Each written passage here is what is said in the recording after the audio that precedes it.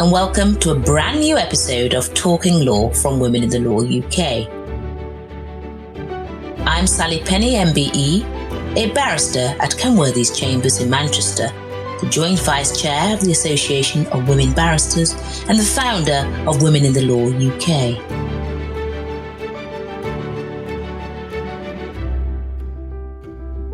Do come and connect with us on Instagram. Just search for Women in the Law UK.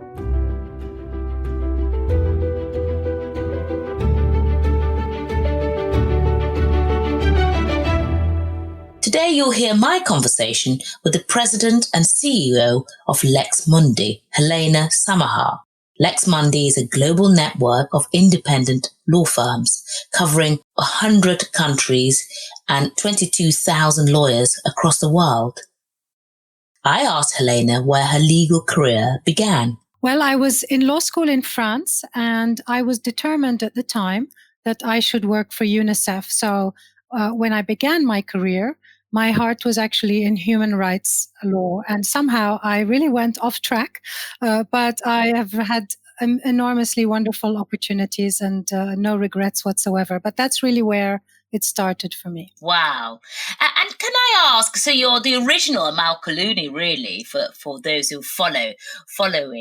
Can you tell me a bit more then about how Lex Mundi came to be before I ask you some personal questions about you, really? Because to have a woman leading such an organization is amazing, really. Because Lex Mundi also deals with, a variety of things, don't you? So can you tell us a bit about that? What does Lex Mundi do, and what's your role there? So Lex Mundi is a membership organization. It's been around for about 30 years.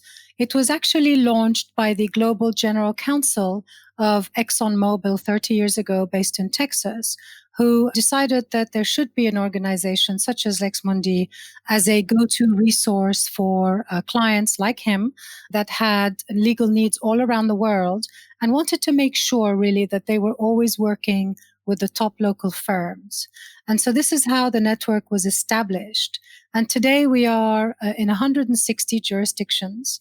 And Wow. The law firm that is a member, we have one member per jurisdiction. That's our model. And the membership criteria are very stringent. We look for really the top tier firms that are indigenous local firms that have been in their markets for a long time, that are really part of the fabric of their society and really are unparalleled in terms of their knowledge of and access to regulators and really know what's going on the ground. And with our reach, really, we are unrivaled. As I said, we are in 160 jurisdictions, overall 100 countries. Some of our firms have 1,000 lawyers because they're in big markets. Some of our firms have 6 lawyers because they're in a small Caribbean island. But they are all absolutely consistent in really positioning themselves as that top tier local independent firm that, really everybody should want to have on their side. Yes, absolutely. So can I ask you, we have over 30,000 people who listen to this podcast. If I was a student starting out, or if I was established in a law firm, and I thought, gosh, I love the sound of Lex Mundi and, the global aspect of it. Are there any kind of early career sort of tips or advice you can give for people in those two scenarios? Sure. I think a lot of it is really about knowing yourself and kind of what makes you get out of bed in the morning. There are so many different options for lawyers today. And I think that's really wonderful. It wasn't so long ago that you would start a career in a firm and you'd be there your whole life and you'd do the same kind of work. And that's great. There's nothing wrong with that. But there is alongside that reality, a different reality today. And that's one that is full of options and choices. And I think like in any other career, actually, you have to listen to the voices in your head and listen to your instinct and work in an environment, in an area of law, in a type of organization where it suits your personality, it suits the fit is always so essential. And I think that there are some lawyers that like to work in a more commercial environment, and that's why the in-house track is so attractive and so fulfilling. I myself worked as a general counsel in several organizations. There are people who really like the structure and the specialism that you get in a law firm. And I've done that too. So I think it really is just find what you like, try different things, and don't hesitate really to don't shut out the voices in your head. Listen to your own mind when it tells you this is right for me and this is not. But the lovely thing about our industry today is there are so many options. Yes, absolutely. Now, Women in the Law UK is a women's organisation. We've got lots of men who are members as well, but predominantly we're pushing gender diversity. I wonder, what does that mean to you, and what do you think about diversity in the legal profession? And perhaps, we focus a lot on our small island, that's Britain, but globally, I wonder, what does it mean to you, and what are your views on that? Well, the first time I became involved in a women's initiative was actually around 2001. I was the general counsel of the Virgin Group at the time, and the Law Society contacted me, and they asked me if I could participate in an open day for young people between the age of 16 and 18 from ethnic minorities to bring them in and talk to them as a panelist about a career in the law.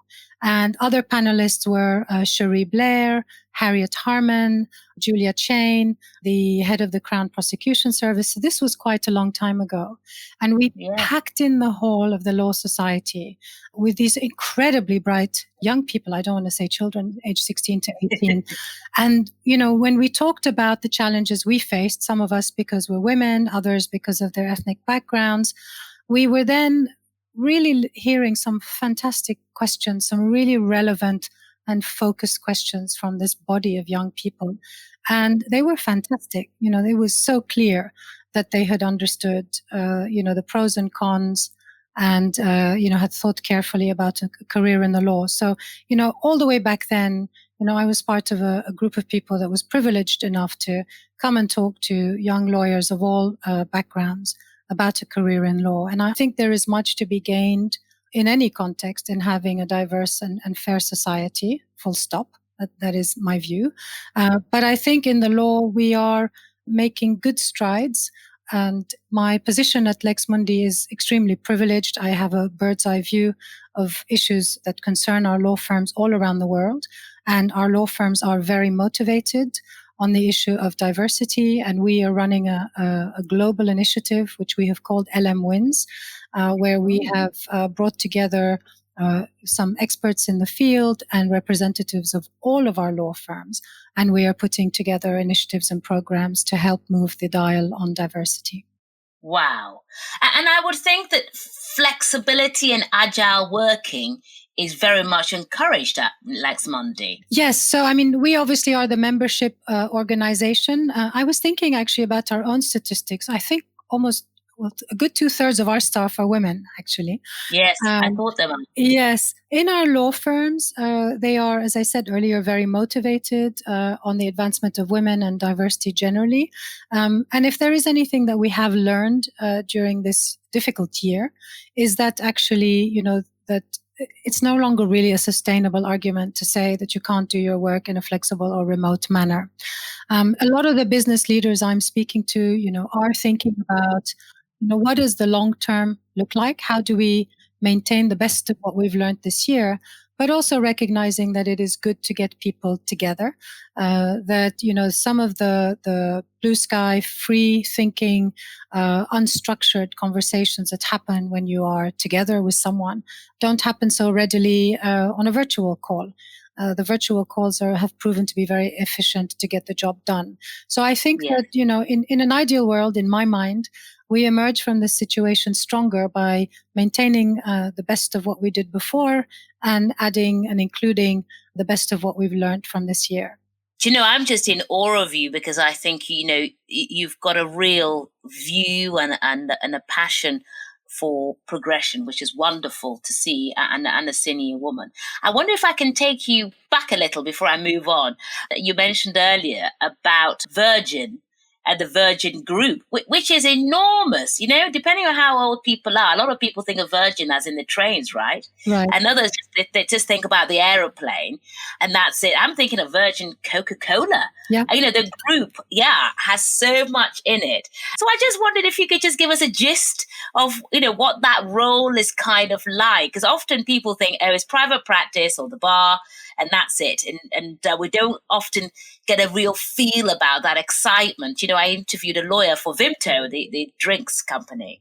So I wonder if you could just give an overview of what that was like being GC, what sort of things came up, I guess. Sure. Well, firstly, you're very gracious and kind. So thank you, Sally. Everything came up when I worked at, I joined the organization in 1998.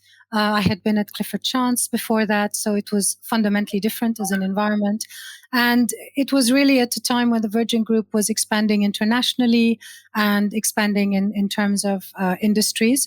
So you never knew what was going to be on your desk when you walked in, but you always knew that you would never be bored, that you would be challenged. A lot of the work that I did, because I worked at the global headquarters of the group, where Richard Branson and his senior team ran the organization, there was a lot of new business setup, and we were actually often a challenger coming into an established market, trying to shake things up.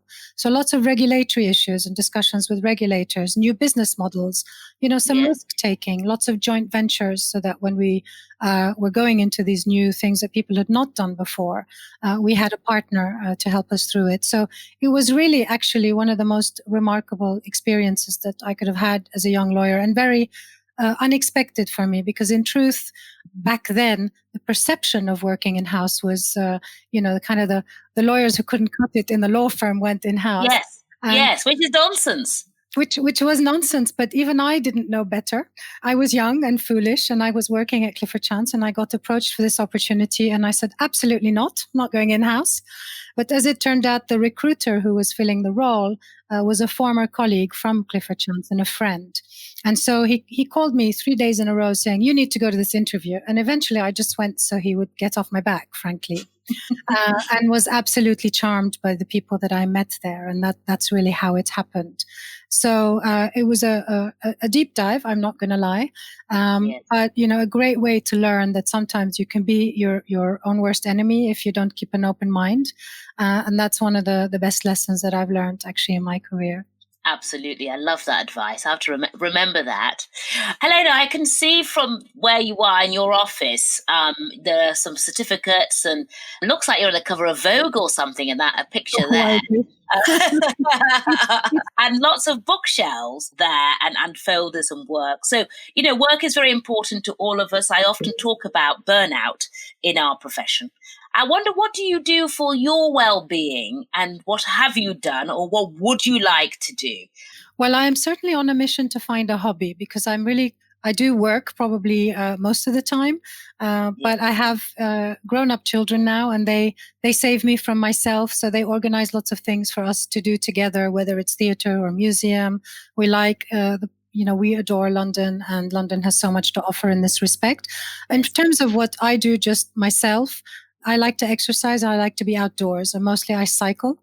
But as the years go by, I've become quite concentrated on the fact that I need to find myself a hobby. And that's not something that I have. And I admire people that have a good hobby, is something that they can do on their own, that entertains them and gives them that little bit of free time and space in their minds for themselves.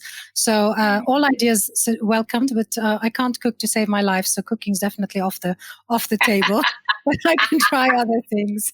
I wonder if you have time to read socially. We've got a book club at Women in the Law UK. And so I'm going to ask you sort of two questions, really.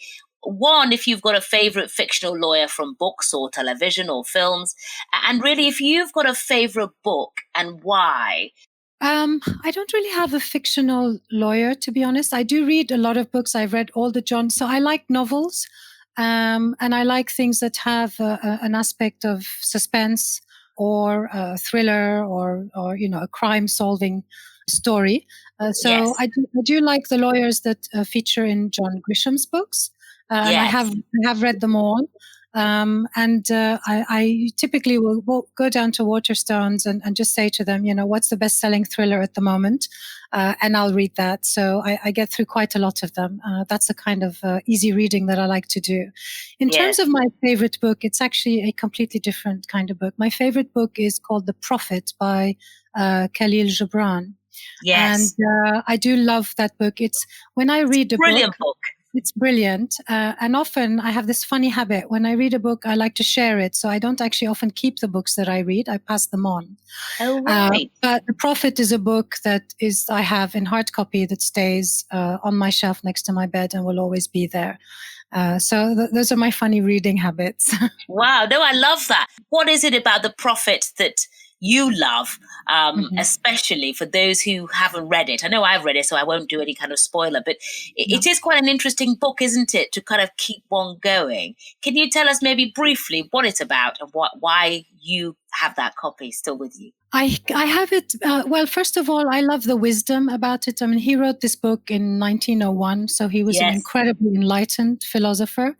I love the way that it's structured. It's one topic per subject. So if you're thinking about something and you want to just be grounded again in the reality of what really matters, what's important, when there's so much noise and sometimes you struggle to see through the fog and you're bombarded by lots of things, you can pick it up and it just really helps clear the mind and focus on what matters. If it's your work, if it's about your children, if it's about marriage, if it's about your friends, if it's about the society you live in.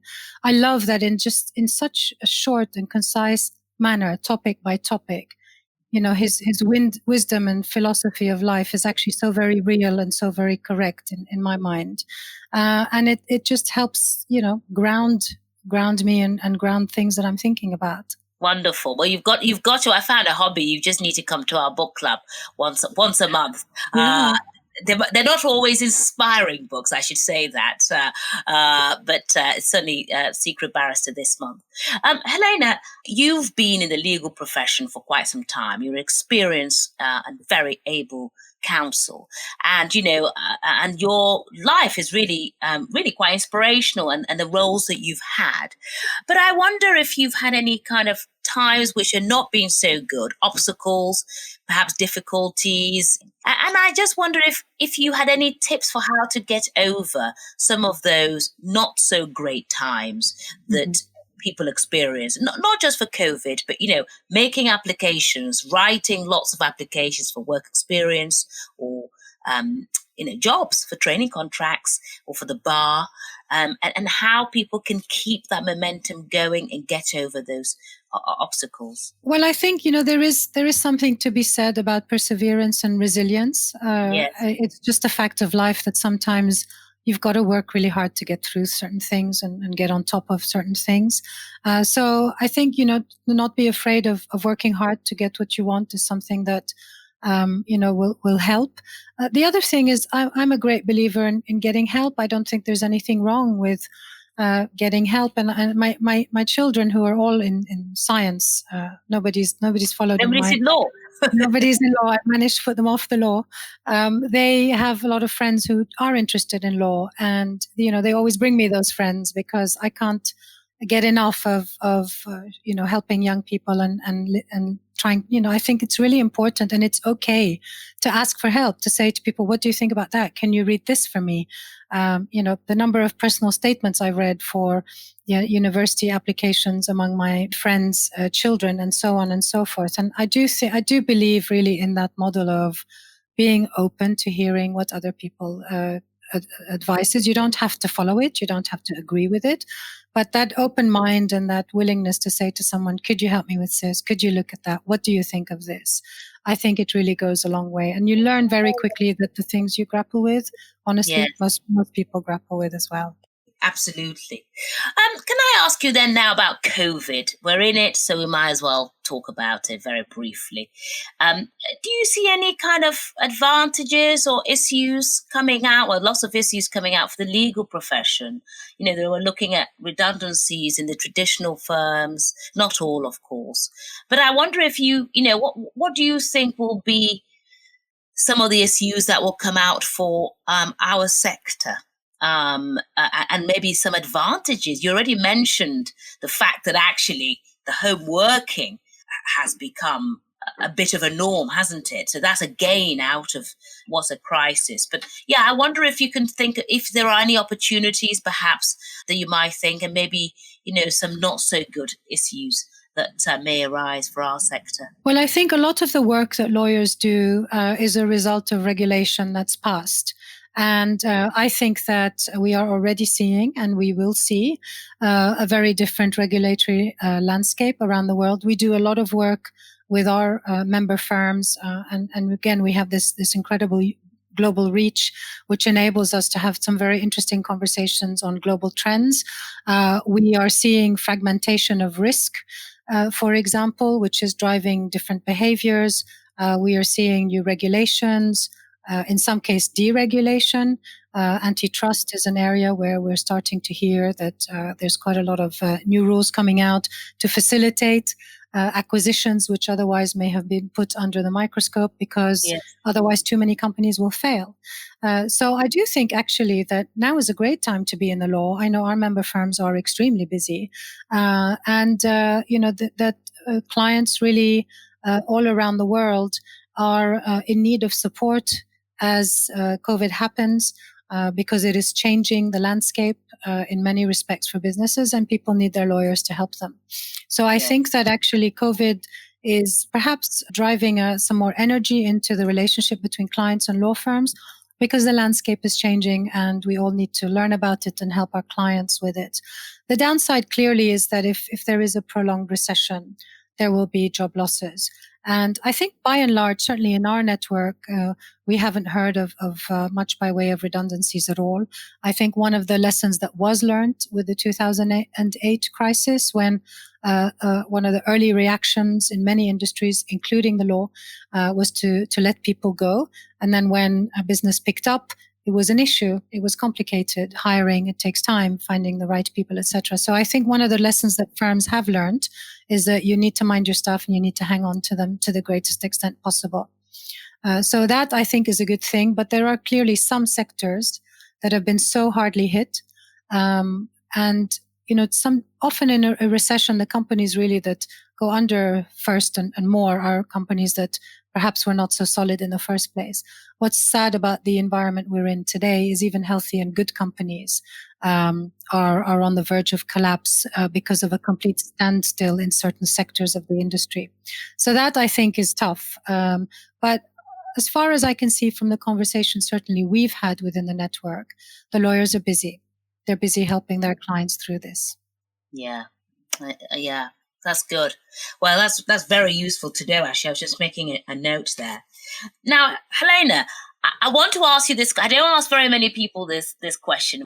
And I wonder if you had any advice for your younger self. And I don't know about you, but when I was younger, I was very aggro. I took every point. And as I'm older, I only take the best points I'm going to win on, and the rest can, fall aside. But I wonder, just in life, I think I'm probably a bit more patient now. If you had to give yourself any kind of early advice, I wonder what it might be. Do you have any kind of advice or tips for wisdom that you might tell her? Yeah, I mean, I do sometimes, and I did back then, get a bit worked up more than I should on certain things. So I think that maybe just to try to relax, I think is helpful. But what has served me well is that I have always kept an open mind. And people often ask me, how did you plan your career? And I wish I could say I did, but it's more a case of opportunities came along. And if they were in the form of people that I thought would be interesting to work with, I was quite good at saying, what's the worst can happen? Let me give this a go. That has served me very, very well. But I do realize that sometimes I would get a bit more worried than I should about certain things.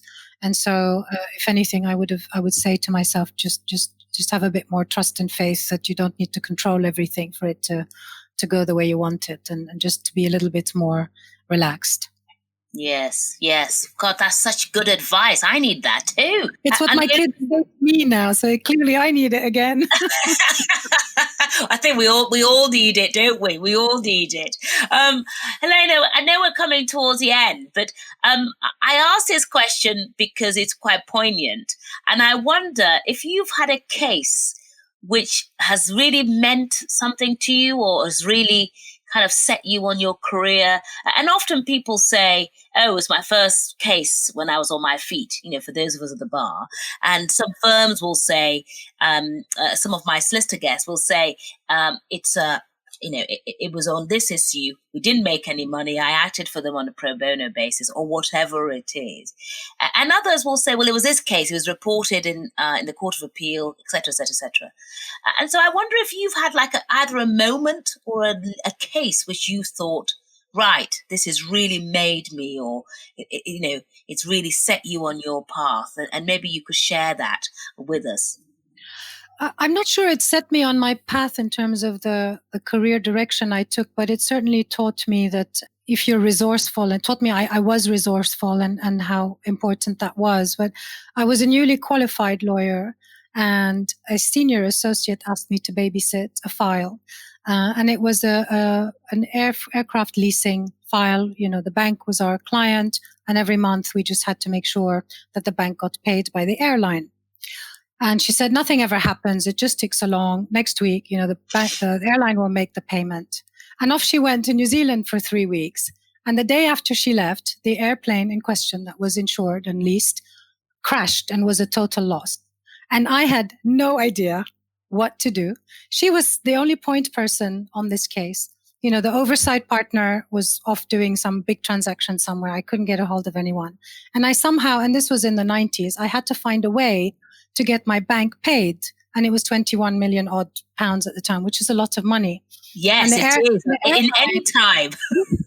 And the airline said, why should we pay you? We don't have an aircraft. And the bank is saying, no, you need to pay me because you owe me this money. And I got stuck in the middle of resolving that. It was probably a week of almost every night was an all-nighter. I never, ever had to work so hard, but I resolved it.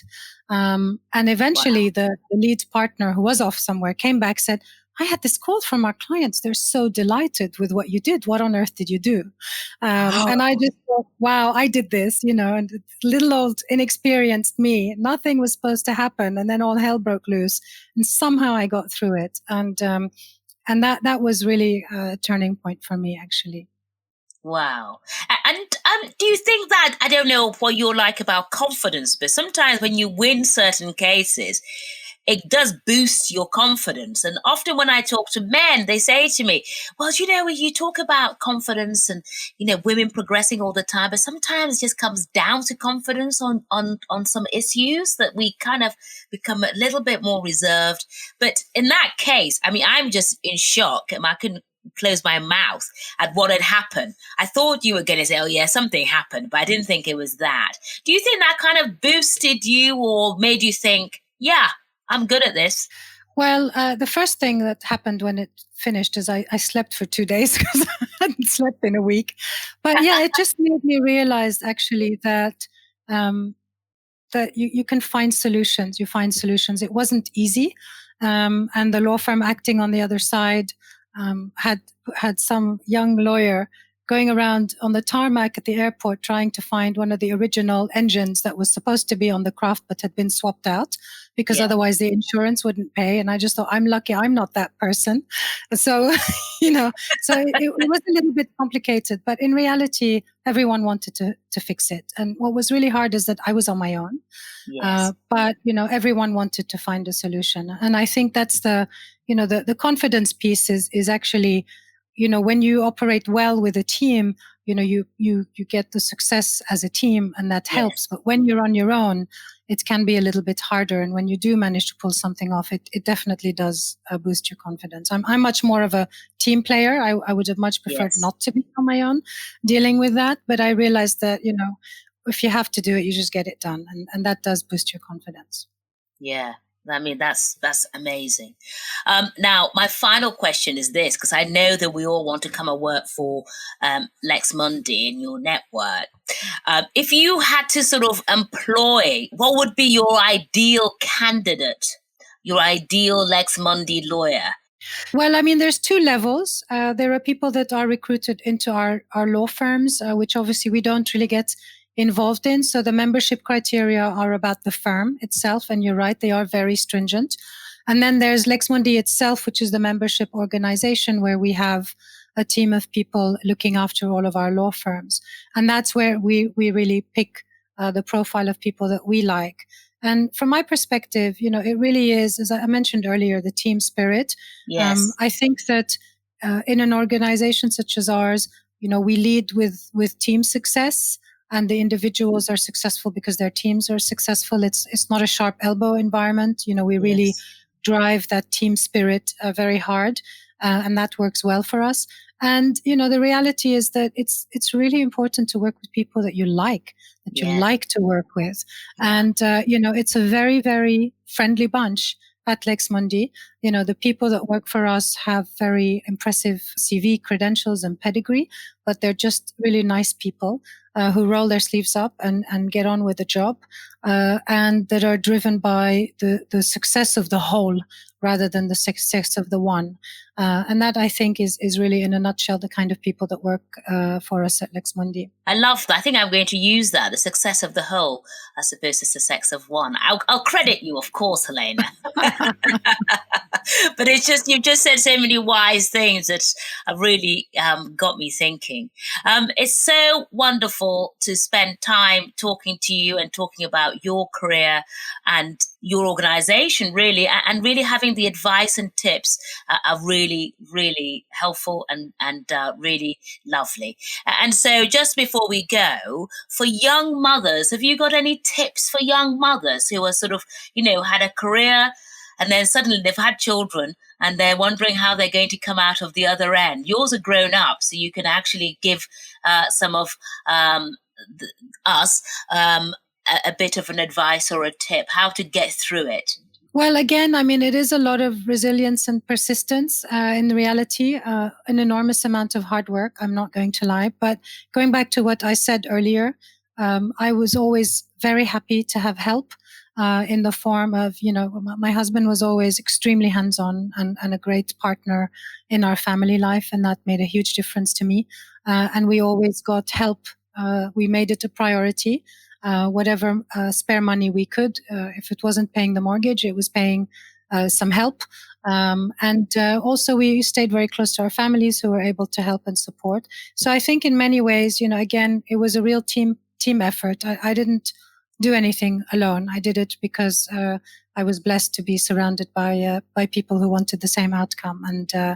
And my husband and my kids have also been very supportive of my career. And I think that gives you a real moral boost as well, because inevitably the guilt chips away at you. You're always at work. And, when they make you feel like they're proud of you and they want you to keep going, it gives you that extra energy. It's not easy. It is really actually quite hard in reality, but it can be done. It's all about what your personal choices. What choice do you want for yourself? Yes. And then just go get it, really. Just go and get it. Wonderful. Helena, I want to just ask you very quickly about the Lex Mundi Pro Bono Foundation, which I came across in my research about Lex Mundi and indeed you. What is it and why was that set up? So the foundation was set up a while ago before I joined the organization, and its mission is to help social entrepreneurs. What we do is, obviously, we have this access to this vast network of stellar lawyers. And so we match basically the social entrepreneurs in need of legal advice to get their businesses going with lawyers looking to do some pro bono work. So what's really important to the organization is the social nature of the enterprise it concerned. And we help people all around the world. As a matter of fact. So, and we work with strategic partners sometimes. I know that they have done some work with MIT University and they've done some work with the World Economic Forum. And really, as we look at some of the the regulatory changes happening around our world in the business of investment and acquisitions.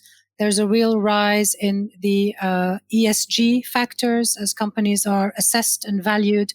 Their environmental, social, and governance scores are becoming more and more important in today's world. And so that social score, if you like, is quite relevant also to the work that the Pro Bono Foundation does. So they are actually separate as an entity from Lex Mundi itself, but they are really the Pro Bono arm of Lex Mundi, and that's what they do. Well, Helena Samaha, I just love that name. You sound like an author. Thank you so much for talking law with me, Sally Penni, MBE, for Women in the Law UK. Thank you, Helena. Thank you, Sally. It's such a privilege. Thank you so much. You've been so gracious.